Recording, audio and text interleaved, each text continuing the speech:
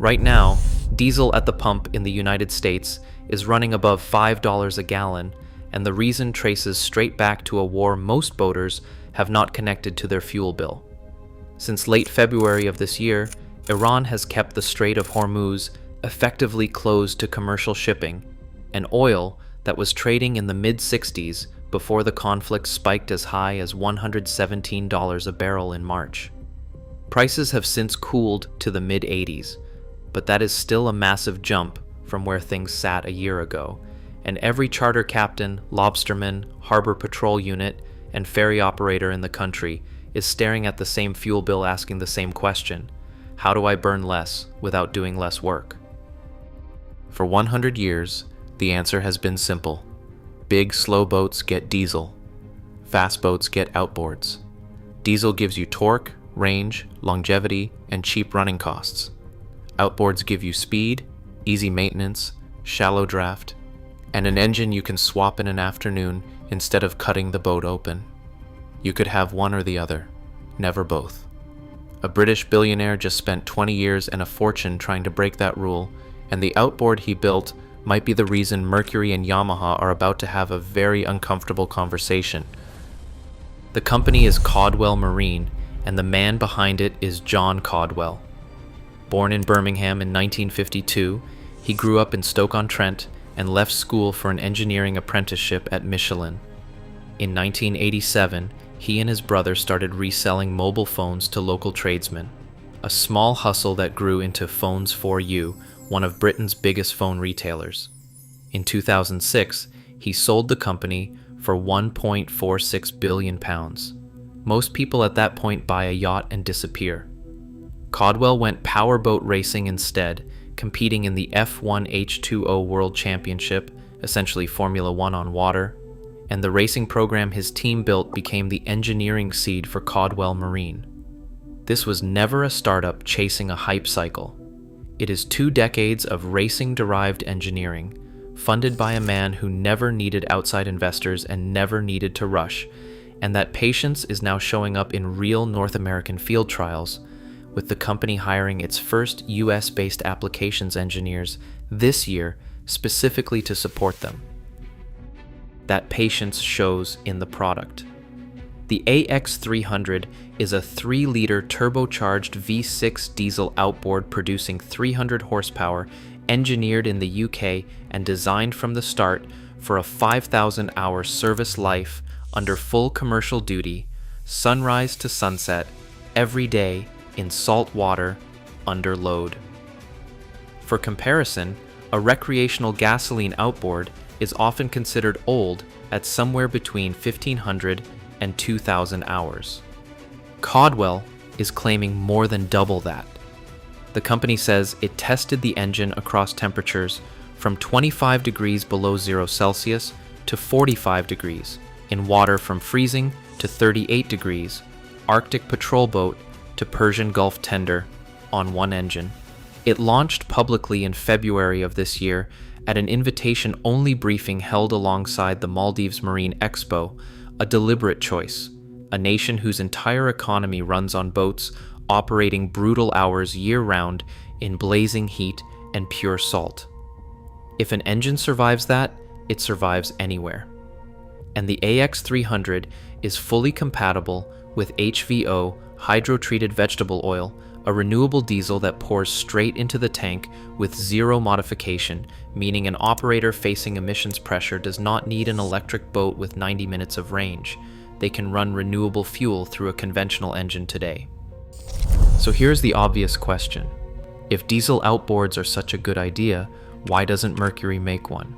Why doesn't Yamaha? These are companies with billions in revenue and full engineering departments capable of building anything they choose to fund. The answer is economics, not ability. A diesel outboard costs roughly twice what an equivalent gasoline outboard costs, and the only buyer who can justify that math is a commercial or government operator, someone who runs the engine hard enough, long enough, that the fuel savings and the longevity actually pay the premium back. That buyer does not purchase from a brochure. They buy after years of demonstrated reliability, a global parts network, trained technicians in every port, and financing behind the purchase.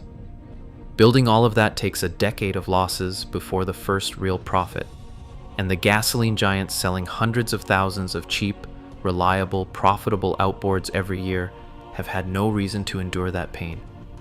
It took a billionaire who answers to nobody, and two small companies willing to bet everything, to drag this category into existence. If you've made it this far, hit subscribe, because the proof that this can actually work already exists, and it did not come from Caudwell. That proof is Cox Marine, based in Shoreham by Sea on England's south coast, and the maker of the CX-0300, a 300 horsepower V8 diesel outboard that has been in actual production since 2020, not a rendering, not a pre-order, real engines on real boats with real hours. The path there was not quick either. The first concept engine fired in 2010, on-water demonstrations followed in 2013, and it took another 7 years of certification work before production actually began.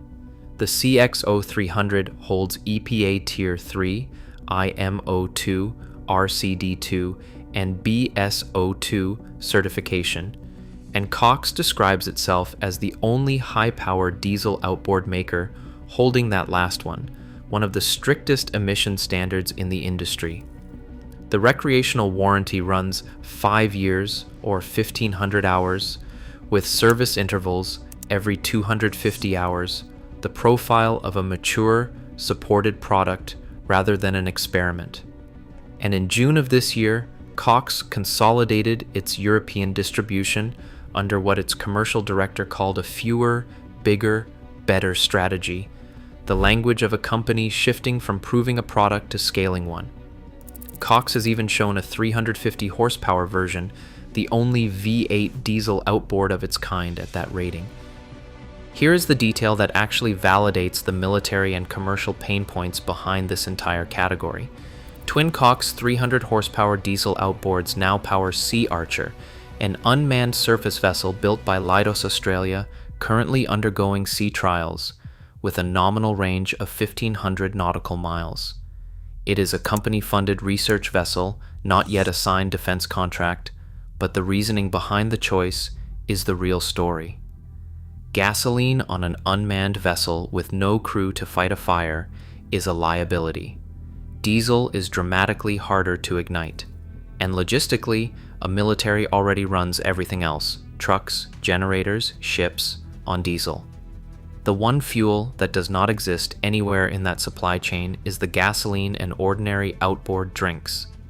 A diesel outboard removes an entire dangerous, separate fuel line a Navy would otherwise have to maintain just for its small boats.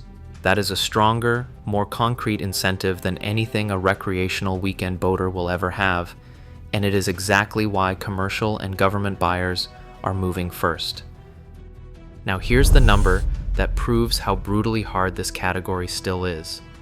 Oxy Marine, the third player in this space, posted net turnover of roughly $1.6 million in its most recent quarter, down from $6.3 million the same quarter a year earlier, a 75% collapse, with a net loss near $2.8 million in that same quarter alone. Their own chief executive pointed to delays in the American market. The company did land some real wins in the same period, an OEM agreement with Damen Compact Crafts, and a Dutch government support craft program with Tideman Boats, and it raised roughly 60 million Swedish kroner through a share issue to shore up its balance sheet. But engine sales specifically, not accessories or parts, fell 90% in that quarter alone. Analysts still expect real growth in this sector over the next decade, and fuel prices are making the argument for diesel louder every month, yet one of the category's own pioneers is bleeding out in public. That is not proof the idea is wrong. It is proof of exactly how expensive it is to be right before the market is ready to pay for it, and it is the same wall Caudwell and Cox are both still climbing. Meanwhile, the gasoline giants are not standing still, and their engines are genuinely excellent. For 2026, Mercury added a 425 horsepower V10 Verado that beats a rival 450 in Mercury's own testing by 3 full seconds to 30 miles per hour, while weighing 254 pounds less and running 22% quieter at cruise, backed by a 150 amp alternator, the highest output in its class. If you run 100 hours a summer towing your kids on a tube, nothing here should make you sell your engine. The 2026 propulsion map is simple. Gasoline still owns weekend recreation, and diesel is coming for everything that works for a living. So, will a phone billionaire's outboard actually change boating? Not for the weekend boater, not yet, and maybe not for years. The weight and the price make that math obvious, and it will be a great engine either way. But for the commercial operator, the change has already arrived. At $5 diesel, with warranties measured in thousands of hours that gasoline cannot match, the spreadsheet has already flipped, and the only real question left is whether Caudwell or Cox wins the fight for that buyer first. Competition between two serious British engineering firms is the best thing that could happen to the price and durability of both, and it is a fight neither Mercury nor Yamaha chose to enter. Diesel outboards failed for decades, not because the engineering was impossible, but because nobody with enough patience and enough money had shown up yet to absorb the losses building an entire industry requires. Now one has, and the entire industry is watching to see if he's finally right.